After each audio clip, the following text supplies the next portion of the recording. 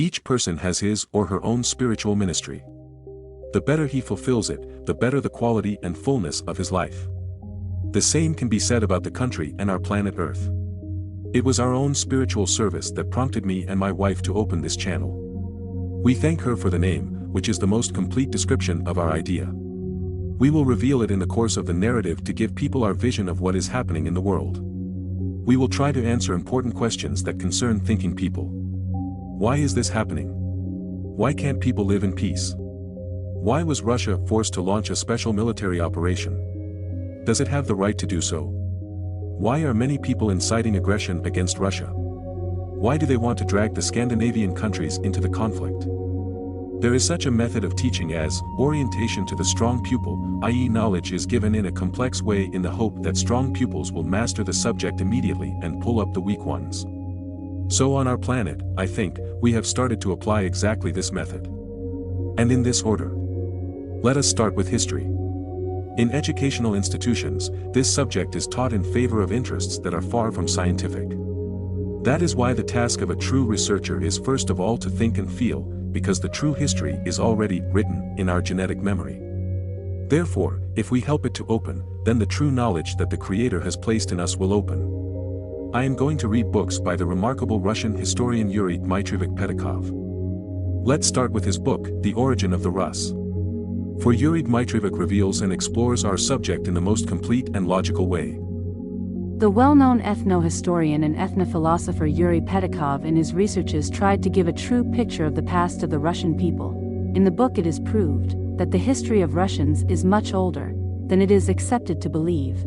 Why? Petkov gives evidence of their existence for 5,000 years ago and even earlier.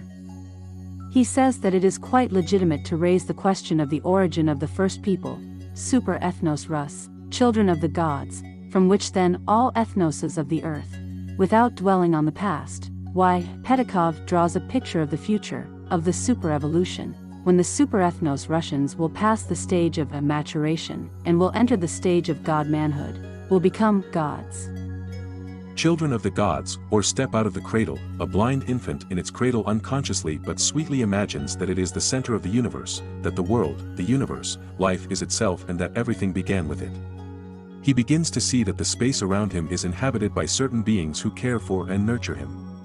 He is not yet aware of what exactly they have given him, the center of the universe, and what they continue to give. He just feels that they are there, some external forces, sometimes kind, giving food, drink, caressing, warming, lulling, and sometimes not so kind, breaking, turning, rubbing, sometimes causing pain, screaming, and punishing.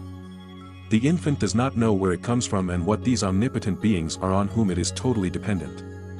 He is not even aware of this dependence. He has only weak eyes to see a few meters around him, ears to hear incomprehensible sounds and noises, and hands to touch himself clumsily, if he is allowed to, his sheets and toys. Eyes and hands confirm, it is there, it exists, it can be felt, heard and seen, so it exists. Everything else, people, animals, molecules, houses, planets, neutrinos, forests, cars, spaceships, oceans, chromosomes, galaxies, anti-worlds, deoxyribonucleic acids, collapsars and quasars, microcosms and macrocosms, simply does not exist, there is none of it. Moreover, the infant has no sense of space because it cannot change the position of its body. It does not know time because it lives and is aware of itself only at a given moment. But a baby grows, develops, begins to acquire memory and experience. When he crawls out of his cot, he already knows a lot, but at the same time he still feels confidently that he is the center of the universe. All of us, earthly mankind, with all our space radio telescopes, interplanetary probes, first attempts to penetrate microcosms, macrocosms, and the mysteries of genomes, with all our modern science, which is our ears, hands, eyes, despite what seems to us grandiose successes in mastering, we are still lying in a tiny and cramped cradle, trying to stretch our hands beyond its limits, mankind, with incredible difficulty, overcoming its own infantile weaknesses, self-preservation. Instincts, illusions, doubts, fears, phobias, complexes, accumulated over millennia, is slowly and insecurely beginning to crawl to the edge of its cradle, to raise its head, to look around and even to make the first, so far unsuccessful attempts to crawl out of it, and not from the cradle earth, as understood by the genius K. E. Tsiolkovsky. E. Tsiolkovsky, but from the cradle of pseudo-materialism, thirst for knowledge. Where does it come from in a child? Where does it come from in mankind? A child grows and at the same time thinks it is growing itself, if he eats more. In this book we will try to approach the golden mean and offer to the curious humanity that version of its origin and development which has been floating in the minds of millions and millions of people for thousands of years, and in the noosphere, according to the no less brilliant Russian scientist V. I. Vernadsky, and which cannot be put on paper, probably because of its unquestionable obviousness. The extremes are only a small part of the whole. Sometimes an imaginary part. Man, of course, is neither the navel of the universe nor the king of the universe.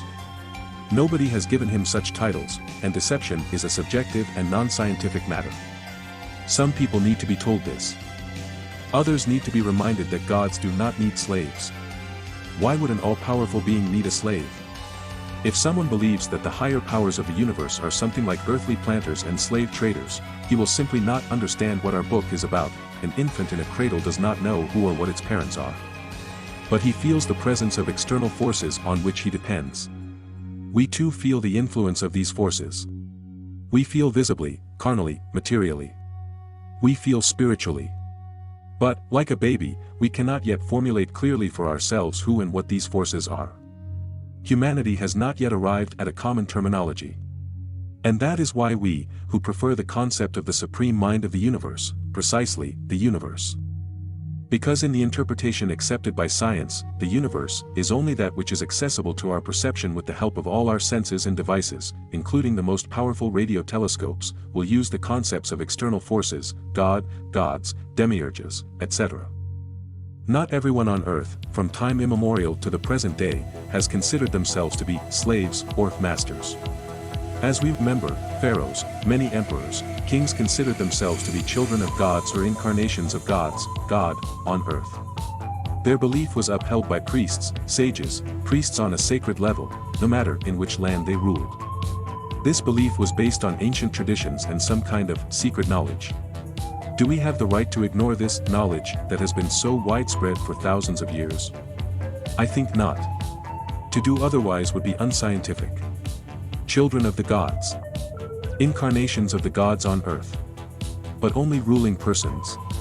From archaic myths, tales and legends we know that children and grandchildren of the gods called themselves Eastern Slavs, or rather Russians, later Belarusians, Ukrainians, Malorians and Great Russians, and grandsons of Strybas, and children of Velis, and sons of Purin, and altogether children of Ra.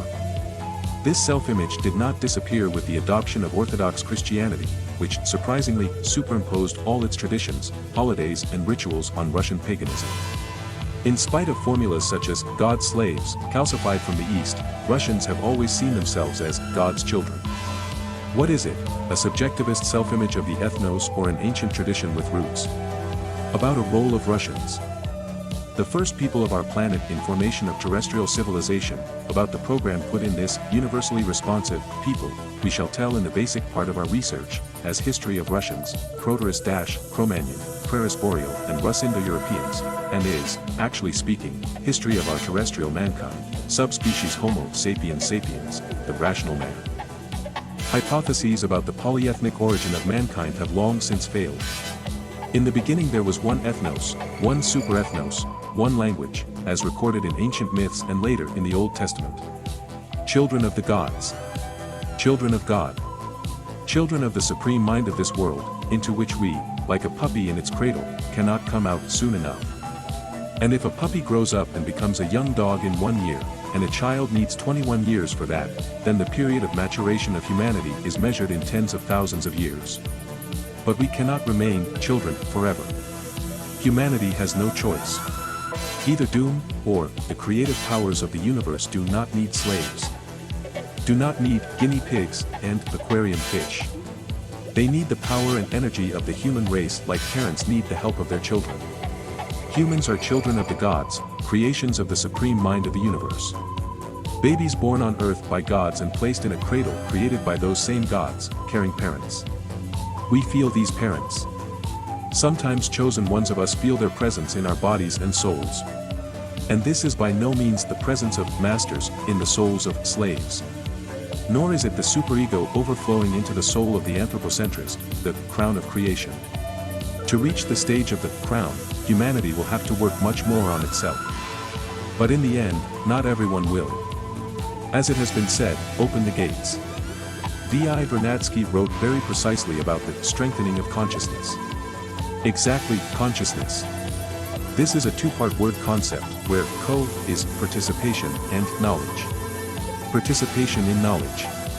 The very thing that opens the door to the universe for us, just as the word opens the door to the human world for a child.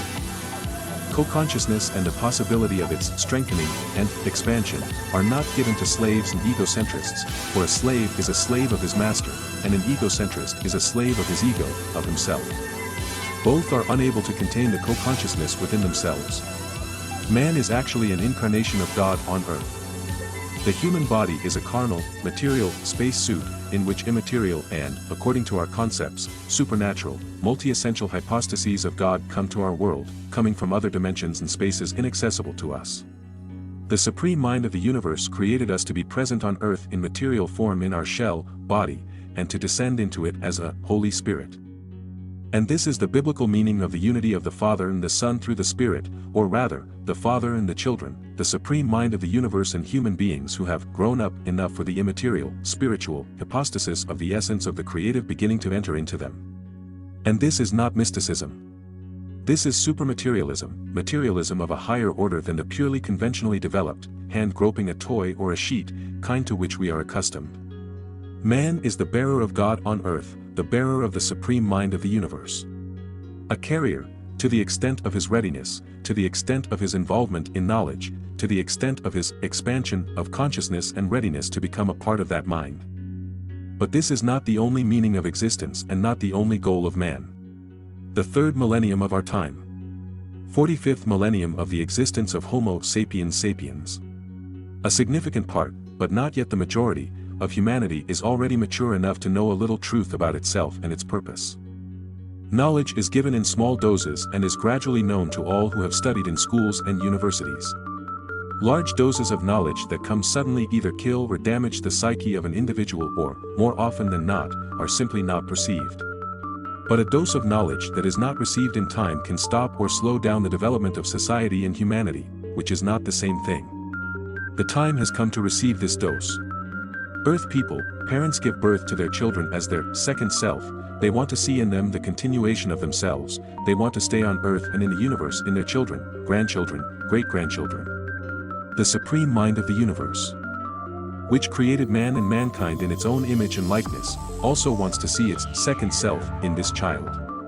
Of course, not immediately, for it is still necessary to nurture, to grow, to nourish, to put mankind on its feet, to teach it to walk, to speak, to understand, to learn, to make it mankind and then God-mankind, to merge with it in the universe and to leave it in space and time as an ever-renewing, multi-hypostatic and expanding Supreme Mind of the universe. For this purpose, these tiny spirals, with the programs of our development and perfection, discovered by geneticists and not yet discovered, are placed in us. With discovered and undiscovered programs and a great superprogram that leads us on the path to Him. To God, to the Supreme Mind of the universe. Yes, we are not slaves.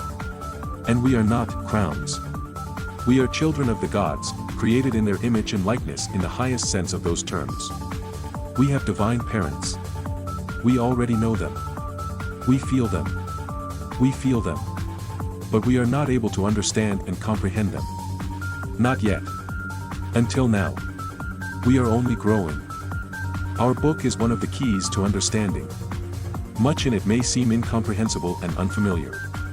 We are taking our first steps beyond our cradle. And these steps may turn out to be more important and necessary than all the previous thousands of years of lying in it. So let us not be afraid of these steps. At the same time, we should clearly know and recognize how and in what way we are approaching the truth. After all, humanity itself has overcome and continues to overcome many obstacles and misconceptions on the difficult path of evolution and superevolution. Microevolution, macroevolution. Explosive evolution and entelechy. There is one factor in the evolution of the Earth, it is the intensification of consciousness. Vernadsky, science has not made a single person on Earth happier. The truth about man's fate is too terrible. Kurt Vonnegut, God is in ourselves. Ovid, the phenomenon of man. A mystery of mysteries. An unfathomable enigma. From century to century, from millennium to millennium, the main question of mankind remains the same, eternal question, that troubles the minds of earthlings more than all other questions and problems put together. Who are we in this universe? What is our origin, meaning and purpose of our existence? Attempts to answer this eternal question within the framework of our usual universal anthropocentrism are doomed to failure. By a priori declaring himself to be the crown of creation, the pinnacle of evolution, that is, by placing himself at the center of the universe, or, simply put, by considering himself to be the navel of the universe, man excludes the possibility of a critical analysis of the problem and an objective answer. If God, external forces, the supreme mind of the universe, some other supercivilization, etc. did not create man, it means that man was created by himself, as an accidental result of the blind game of the material elements. Two basic points of view. Two basic currents of thought. Two worldviews. Materialistic and idealistic approaches. Science and religion.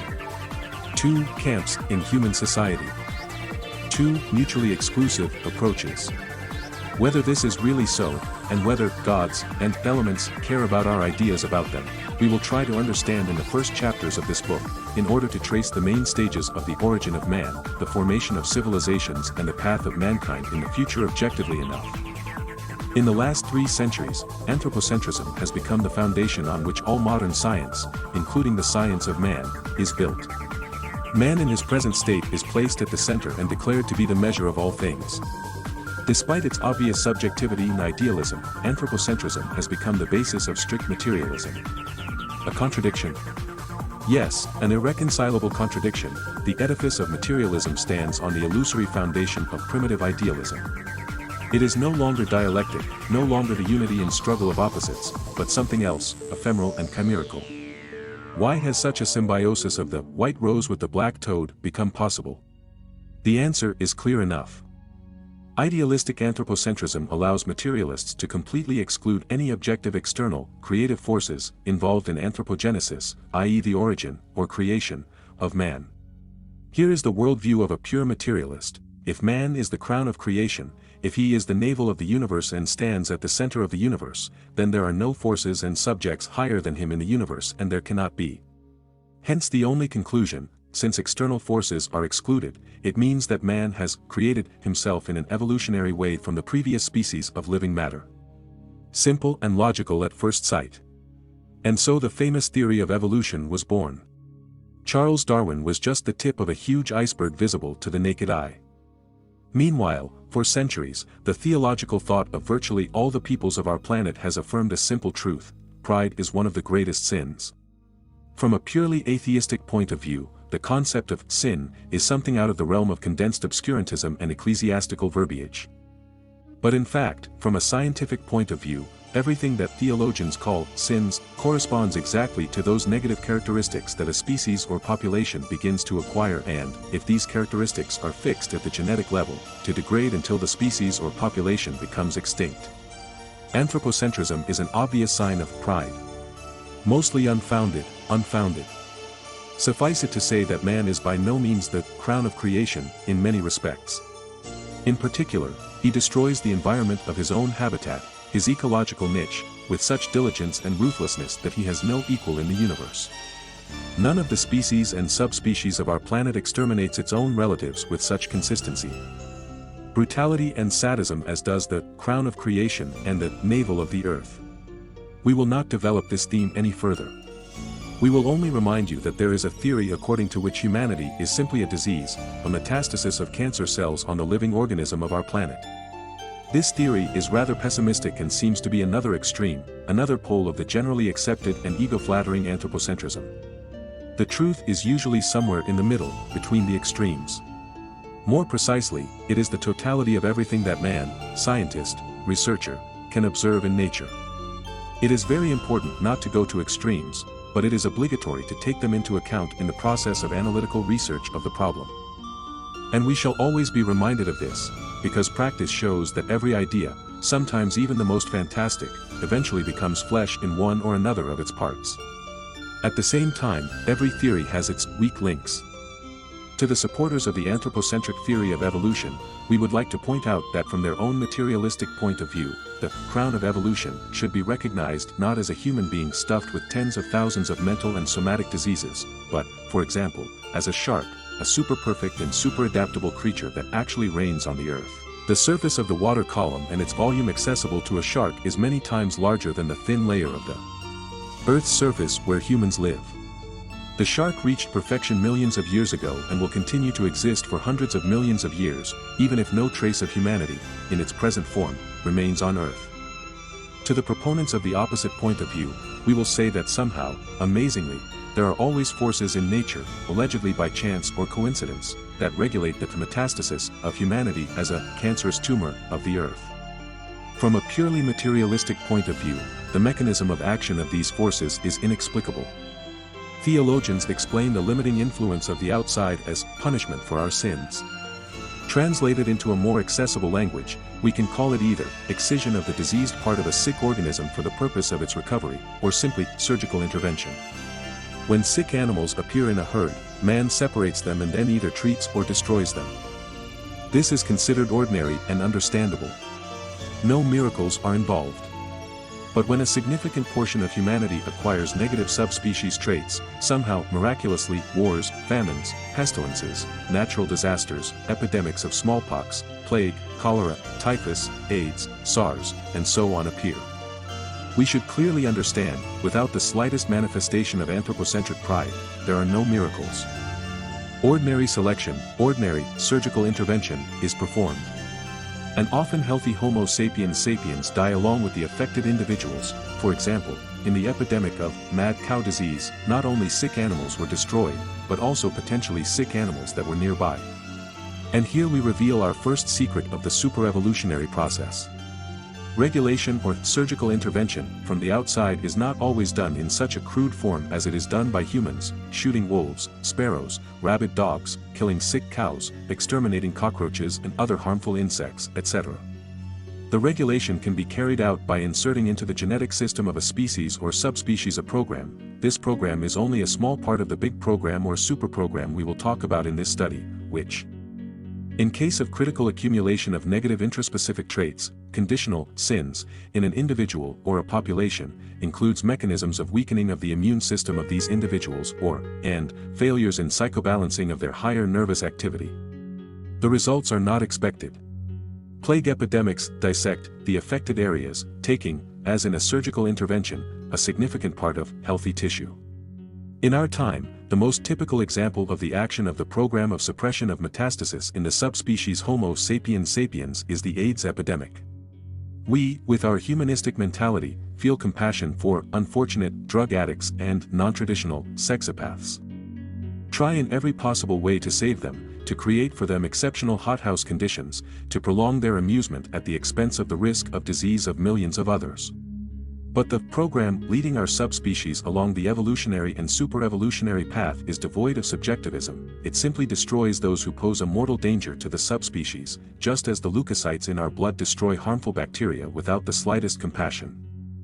If the measures of internal regulation of a species or subspecies are insufficient, external mechanisms, all kinds of natural disasters, climate change, cosmic and intra-Earth radiation, magnetic storms, numerous resonance phenomena, etc., are activated, are switched on. It is such a complex therapy. We have made this brief digression with only one purpose, to show that the macro process of the origin and evolution of man is not as simple as it appears to the apologists of many separate schools. But before entering into the full depth of the problem, we must remind you of the nature of the traditional doctrine of evolution, for we have no right to exclude this doctrine as a small part of the process of super-evolution. We will still be able to ensure that virtually all evolutionary and extra-evolutionary doctrines, theories, schools in existence today are constituent parts of the unified theory of evolution or super-evolution. And so the conventional teaching of evolution, what is it? We have no right to demand of Charles Darwin that this original scientist of a bygone era answer all our pressing questions about evolution and ethnogenesis. It would even be naive of us to make such demands of a scientist who lived in the romantic 19th century and knew virtually nothing about genetics and other knowledge available to our time. Nevertheless, many scientists continue to scoff at Darwin's theory of the origin of species and to tilt at windmills.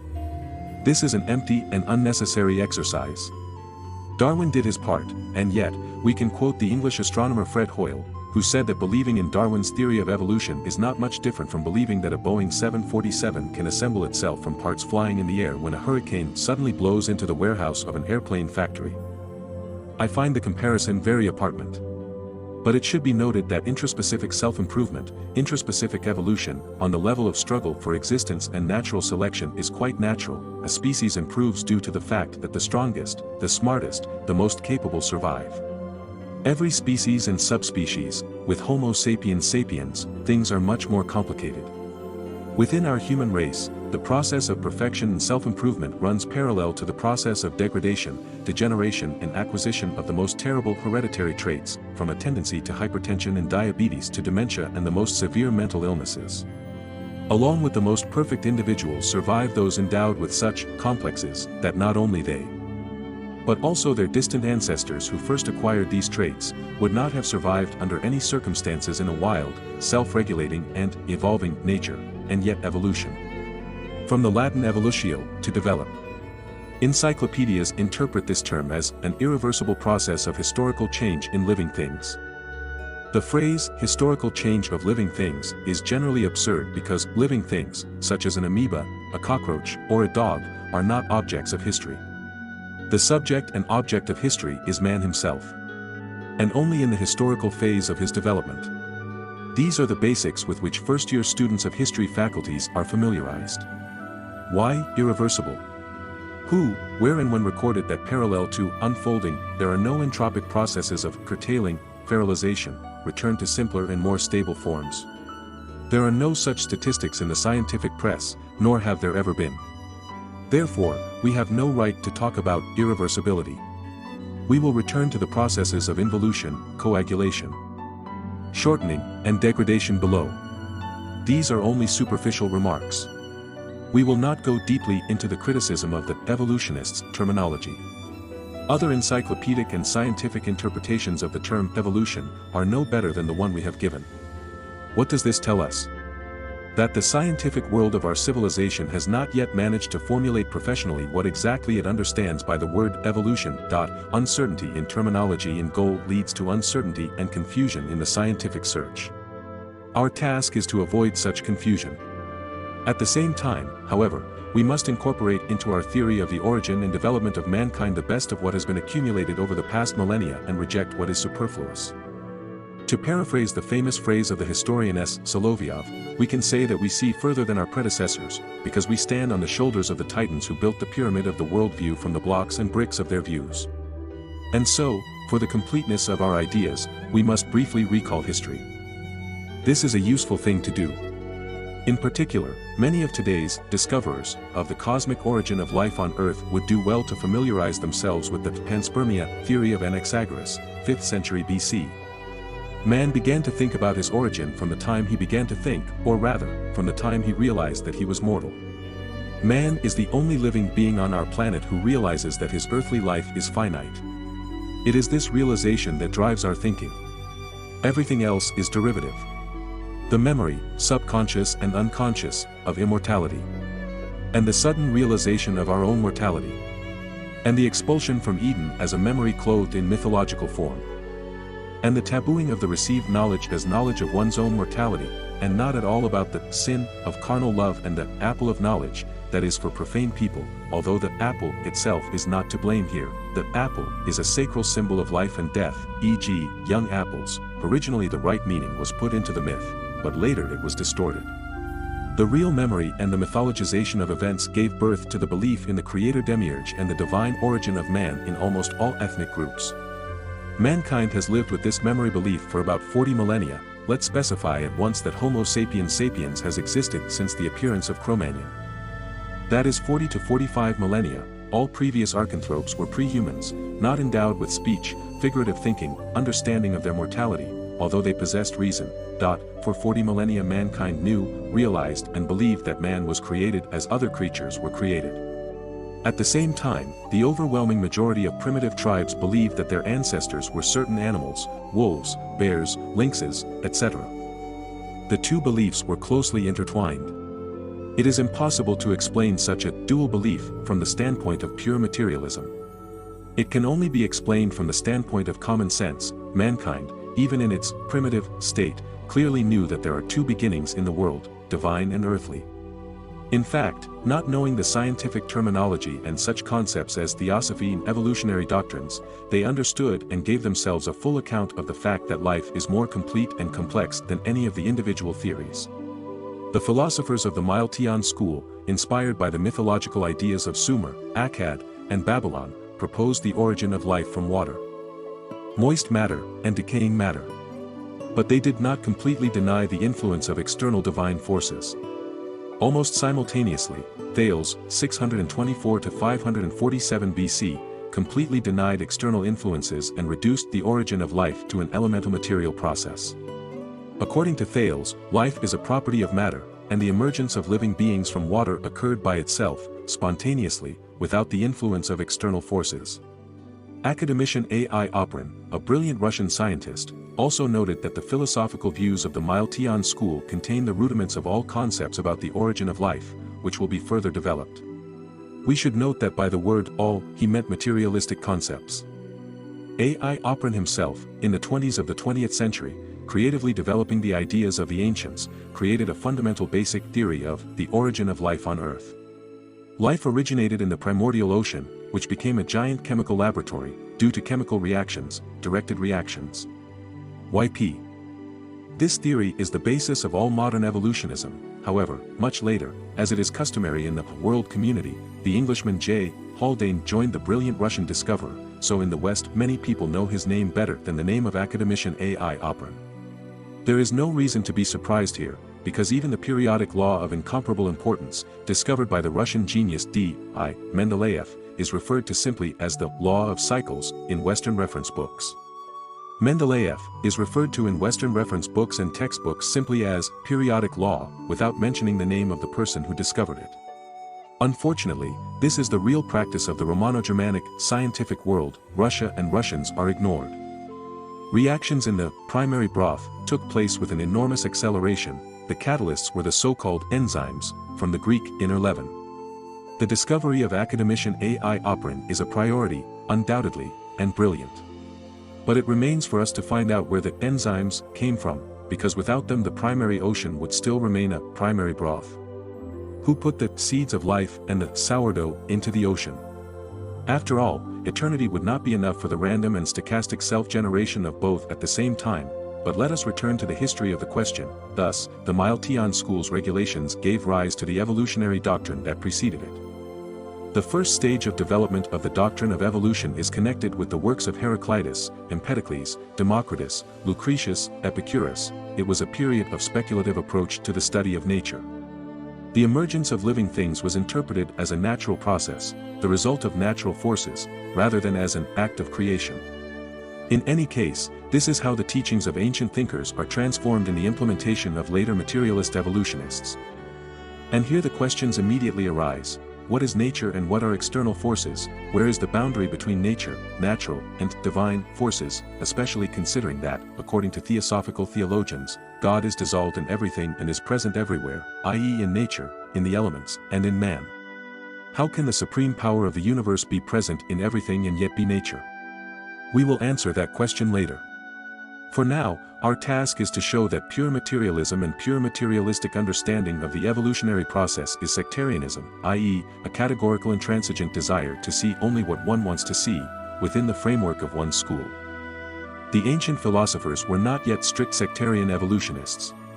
But they became a convenient starting point and ideological foundation for the sectarian evolutionists of the 17 to 21 centuries. Already Plato, 427 to 347 BC, on the ideological philosophical level, restored the traditional worldview of people about the duality of the world, the primacy of the ideal, and the secondary nature of the material worlds.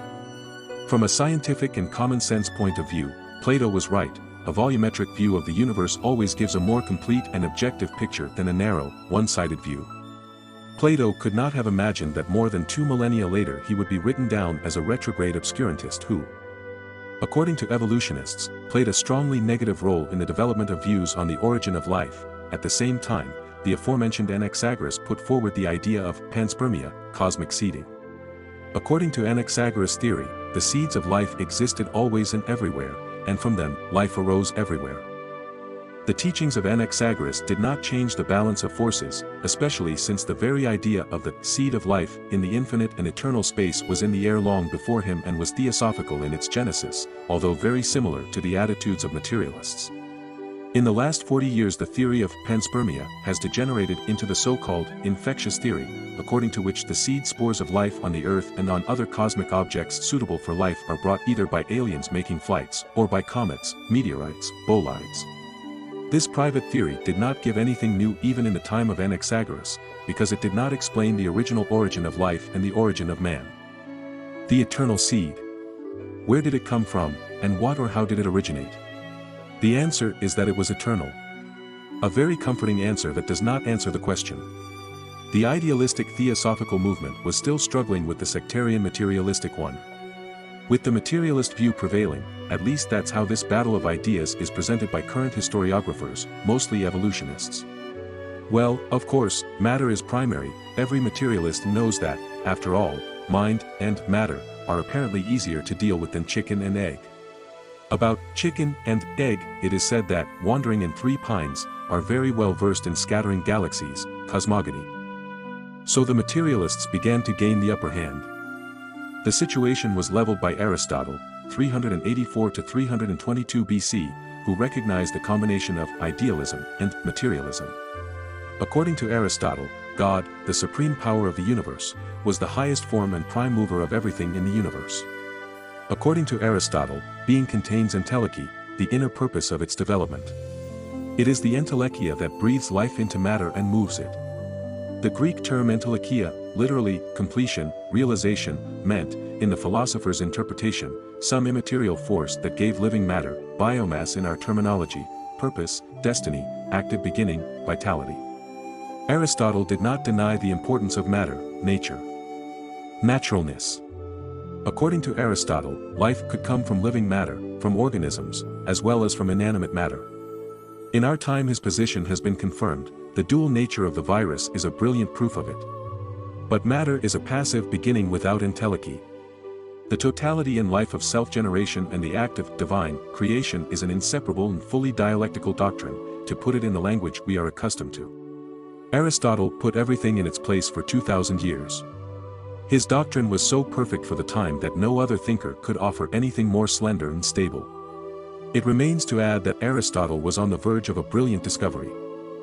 He was able to unite philosophically and spiritually what, from the point of view of the sectarian materialists, could not be unified. Aristotle proved the symbiosis of mind and matter. With our present knowledge of genetics, Aristotle would certainly have taken the next step. He would have expanded the concept of entelechy and called it a program embedded in every living being, and especially in man. To the question of who put these programs into living matter, Aristotle, within the framework of his doctrine, would have answered unambiguously, external creative forces, God. The self-generation of a program that essentially controls the subject is unlikely. But not impossible. Up to a certain limit. This limit is set where the program goes far beyond the biological functioning of the subject in which it is embedded.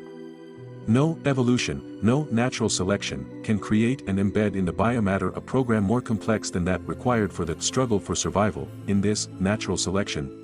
Taking into account the fact that Aristotle was by origin Russo-Indo-European, we will tell more about ethnogenesis of Russians in the main part of our research. We have the right to consider him one of the founders of the philosophical school of Russian Cosmism.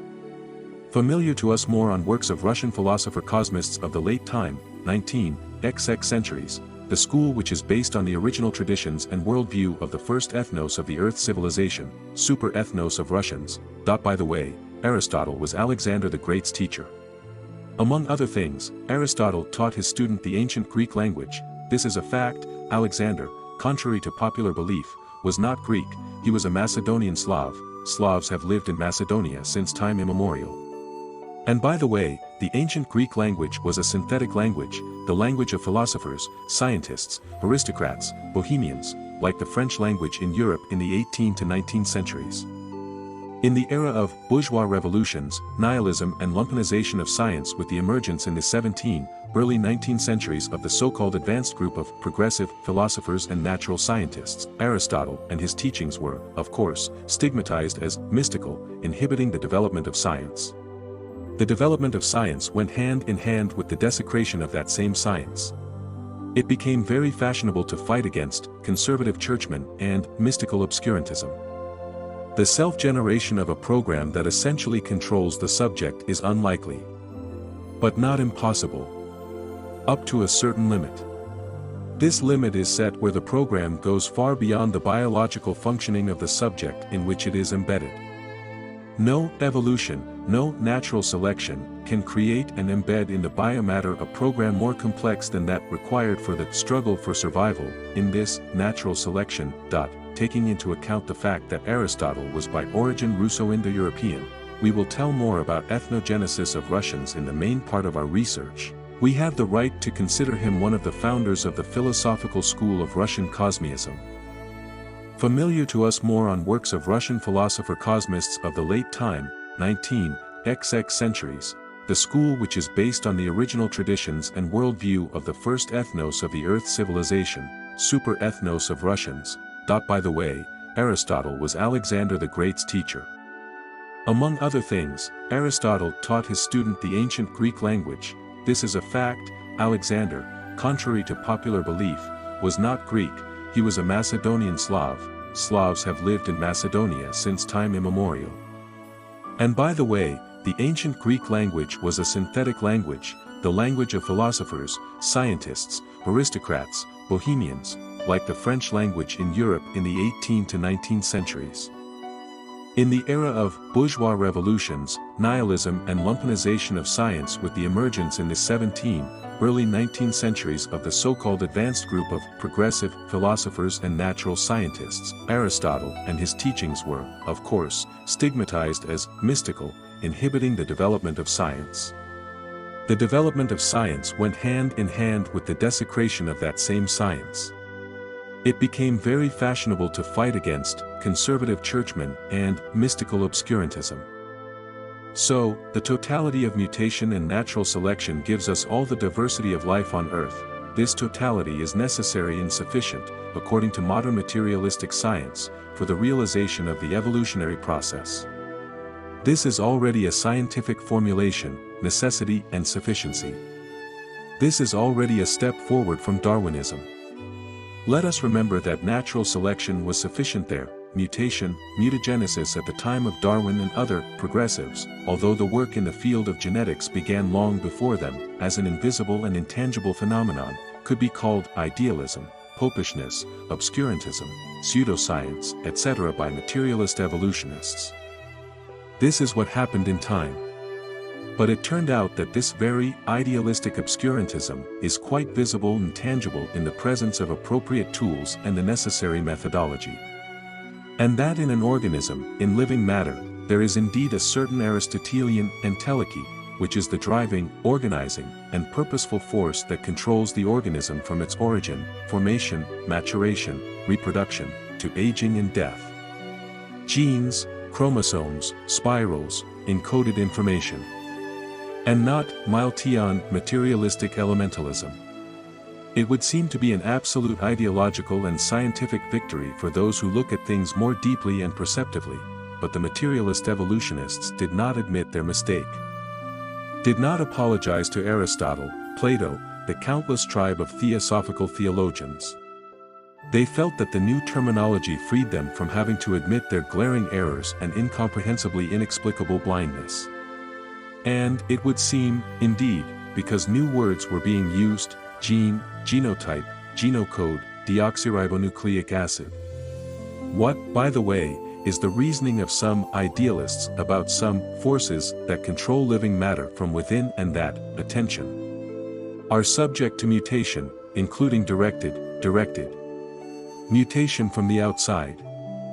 But the essence of the phenomenon lies not in the terminology used to describe the phenomenon, but in the phenomenon itself. So far, materialist evolutionists have not explained to deluded humanity what the discoveries in the field of genetics have given us in terms of worldview. Their materialistic beliefs are above the facts. And the facts tell us this: the living world of the earth, including man, is programmed and controlled by whom? Blind nature. Natural selection, an invisible spiral, of incomprehensible length, lurking in an invisible cell grows a fly, a camel, a man, according to what is written in it, what is programmed. And it is not written spontaneously materialistically, i.e., which chromosome will trample on which chromosome in natural selection, and that will be the result, but clearly, thoroughly, without variation, down to the color of the nails and the shape of a wrinkle in the eye. The God-fighters and nihilistic naturalists were replaced by people who openly recognized that it is impossible to understand and evaluate the most complex phenomena from materialistic positions alone. V. O. Kovalevsky, V. Weissman, T. Morgan, A. N. Savertsev, N. I. Vavilov, S. S. Cheprikov, N. V. Timofey Vrozovsky, and others. Russian scientists were at the forefront of this direction. We owe them what we have today, although Western historiography does not like to admit it. Genetics has become an integral part of evolutionary teaching. We see that, although it is not openly and publicly acknowledged, consensual materialism itself is gradually evolving. Even the doctrine is now correctly, and scientifically, called the synthetic theory of evolution. Basically, it is a synthesis of concepts and processes: mutation, microevolution, macroevolution, quantum evolution, and explosive evolution. Mutation is a sudden, hereditary or artificially induced, note, artificially induced, change in genetic material that results in a change in one or another of the characteristics of an organism. Microevolution is a directed change in the gene pools of populations, where gene is a functionally indivisible unit of genetic material. Gene pool is a set of genes present in individuals of a given population or species. Population is a set of individuals of the same species that share a common gene pool and occupy a given territory. Macroevolution is the result of the integration of microevolutionary processes over a long period of time. Quantum evolution occurs when a group of organisms loses its adaptability to the previous environment and abruptly acquires new traits to adapt to the new environment, a kind of quantum leap-like transition that is difficult to explain from purely materialistic positions. And, very important for us, explosive evolution, explosive formation, a sharp increase in the number of species in any group of organisms, associated with its adaptive radiation. Explosive evolution is often associated with the transition to a new adaptive zone and the formation of a new taxon, class, species, subspecies, of high rank. In our case, the subspecies Homo sapiens sapiens that we see that modern evolutionary doctrine has moved very far away from the traditional Darwinism, criticized from all sides. At the same time, evolutionists have become bolder in working in borderline scientific fields, at the intersection of sciences, and have practically recognized the right to life of new evolutionary hypotheses, including those that deny natural selection. That is, the time has come when, in breakthrough areas, none of the possible versions, up to the most idealistic and previously interpreted as theosophical or mystical, will be rejected. Why? Because the leading part of the evolutionists, who dominate the theoretical and applied sciences, have finally realized that the directional vectorial view does not give a complete picture of the world, and that some things that today seem absolutely impossible and mystical, tomorrow will turn out to be more natural than everything familiar and ordinary. 500 years ago, the idea of invisible, intangible electromagnetic waves transmitting images through the air over vast distances could only be perceived as a miracle, i.e., idealistically. Today it is pure conditional materialism, so pure that the vast majority of the population does not even want to know how it all happens. And does not know. Mechanisms of directed influence on evolutionary and mutational processes are already materialistic and commonplace. And yet the scientific world stubbornly rejects the very idea that these mechanisms could be activated by anyone other than humans. sometimes even too stubbornly and zealously, which gives us reason to believe that in the closed breakthrough areas of the work of evolutionary geneticists, the threads leading to those or to the one who created these mechanisms and who fully controls them are being cut. And this is inevitable.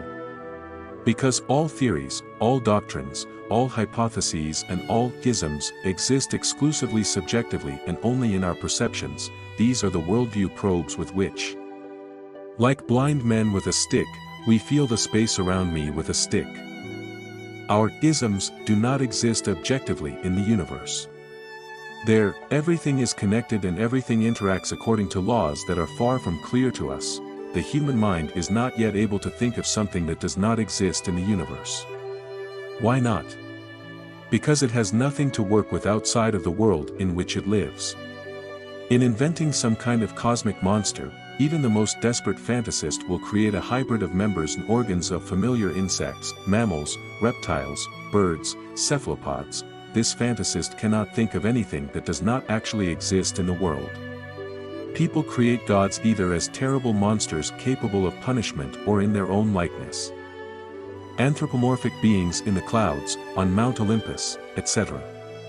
Devils, goat-footed monkeys with pig snouts and goat horns. Angels, handsome children or young men with snow-white wings. And this despite the fact that the chosen human race, from Moses and the righteous monks to the holy ascetics and ascetics of India, Tibet, the one who is called God and the angels were quite different, incomprehensible fiery entities that were awe-inspiring, impossible to look at. It is not without reason that the word angel comes from the Sanskrit angyros, a fiery mediator between people and the god Agni, fire. As we begin to realize, the word angel means somewhat distorted, fiery, and comes from the language of Rus. Even the angels described by the seers have nothing in common with the rosy-cheeked pupsikis on the frescoes and paintings of the so-called Renaissance and other epochs. Let's remember Pushkin, and he cut my breast with his sword, and he took out my trembling heart, and a coal burning with fire, he thrust it into my open chest. What an image! A sword. A slit breast. A coal burning with fire in the hand of the seraphim. The vision of our national genius, by the way, according to the worldview, the Russian cosmist as well, is close to the vision of ascetic ascetics, enlightened and initiated. The fiery essence of higher beings. Fire as matter transformed into energy. Plasma.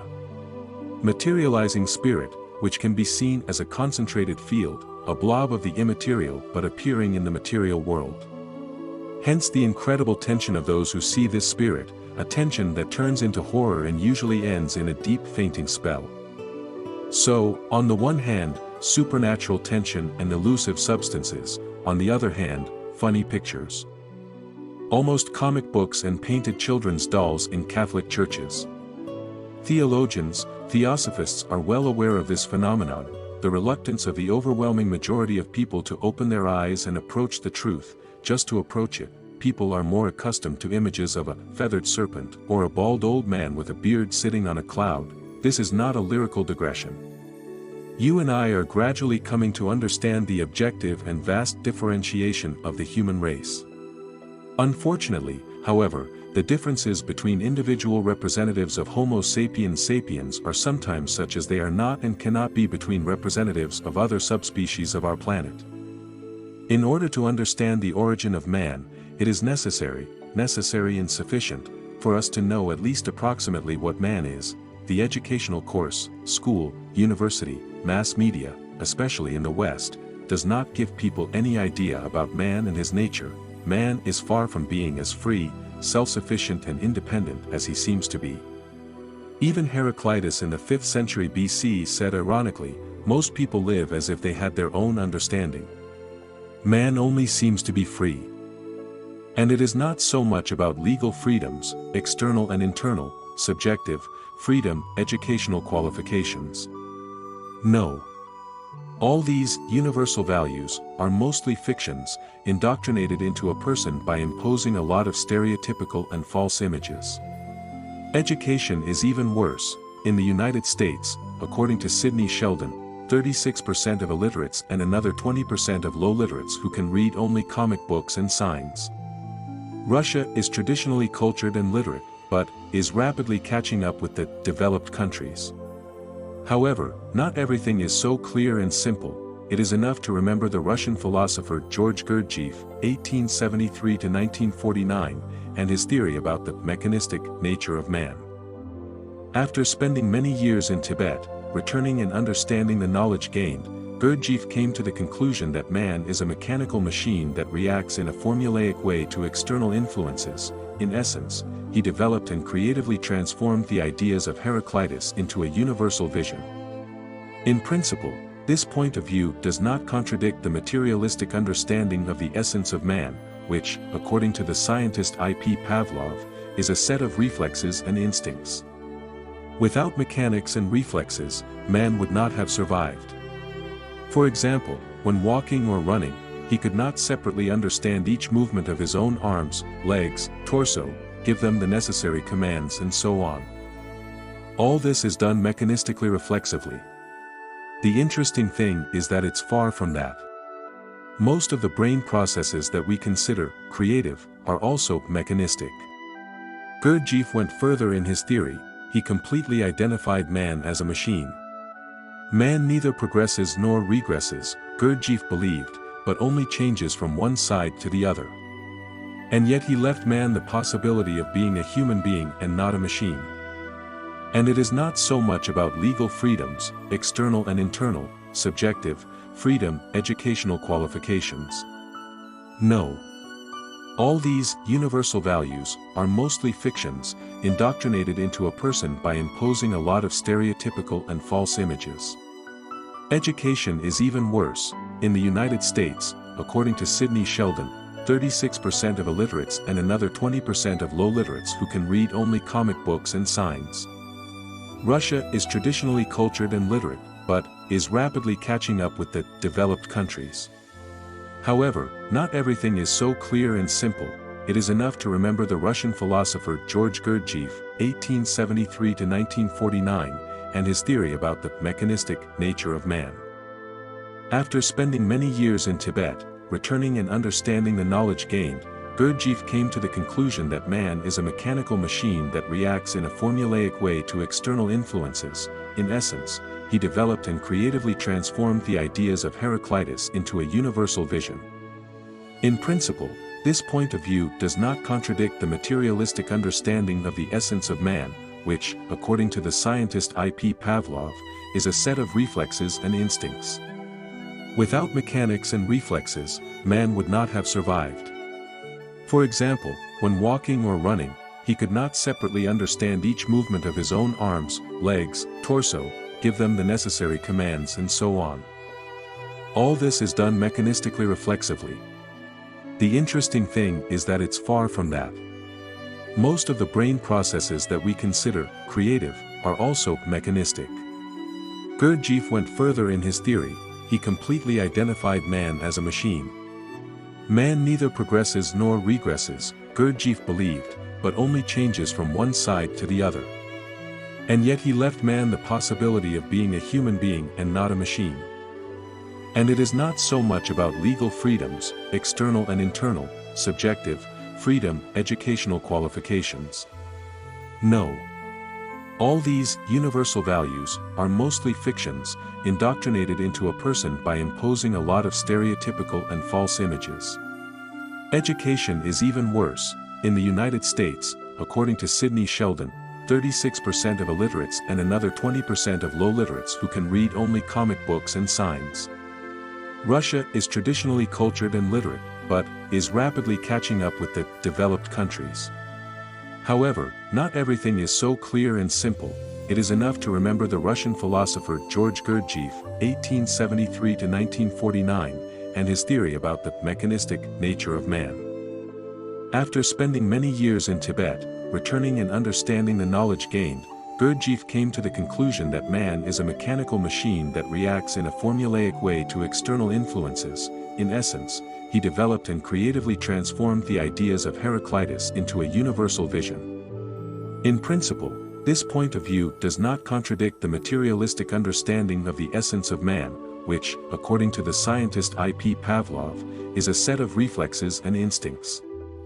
Without mechanics and reflexes, man would not have survived. For example, when walking or running, he could not separately understand each movement of his own arms, legs, torso, give them the necessary commands and so on. All this is done mechanistically reflexively. The interesting thing is that it's far from that. Most of the brain processes that we consider creative are also mechanistic.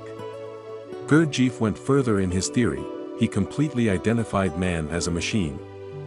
Man neither progresses nor regresses, Gurdjieff believed, but only changes from one side to the other. And yet he left man the possibility of being a human being and not a machine. In Russia the percentage of awake people is much higher than in the world as a whole. This is genetically determined and fixed at the ethnocultural linguistic level. For Russians it is not an accidentally acquired trait, but a manifestation of the characteristics of the genotype.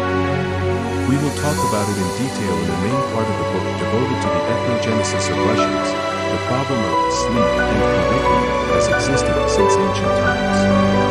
The greatest popularity it got in Buddhism. And not by chance, in fact, the name of the founder of this doctrine, and more precisely, his title, Buddha, that means awaken. That is the accepted translation from Sanskrit.